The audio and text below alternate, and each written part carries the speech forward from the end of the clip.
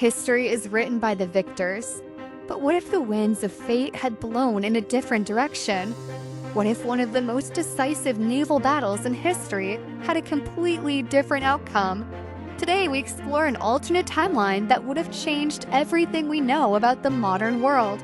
The year was 1588. Europe was divided by religious conflict, political ambition, and the struggle for global dominance.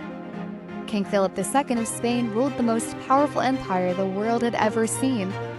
His territories stretched across Europe, the Americas, and parts of Asia.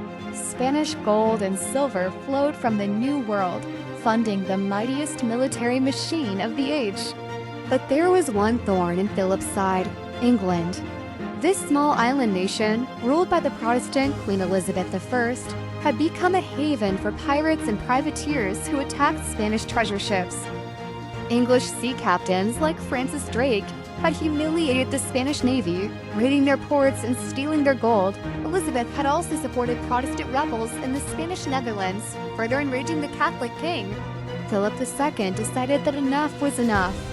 He would launch the greatest naval invasion in history. The Spanish Armada, officially called the Great and Most Fortunate Navy, was assembled with meticulous care.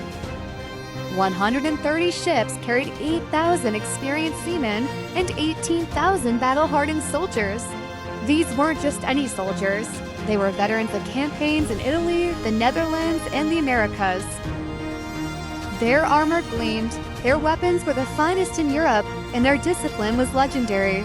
The plan was brilliant in its simplicity. The Armada would sail up the English Channel to the port of Calais, where it would rendezvous with the Duke of Parma's army of 30,000 men waiting in the Spanish Netherlands. Together, this combined force of nearly 50,000 troops would cross the narrow waters to Kent, establish a beachhead, and march on London.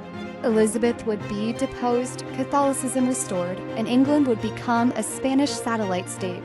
But history tells us that this plan failed.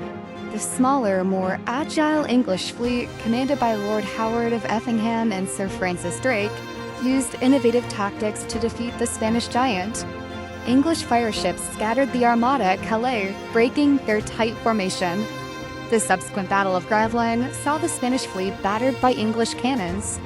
Then came the storms, the Protestant wind that drove the surviving Spanish ships around Scotland and Ireland, where many were wrecked on hostile shores. But what if none of this had happened? What if this Spanish plan had succeeded?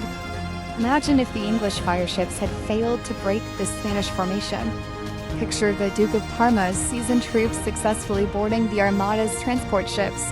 Envision 30,000 Spanish soldiers landing on English beaches, their steel armor glinting in the morning sun as they formed their battle lines.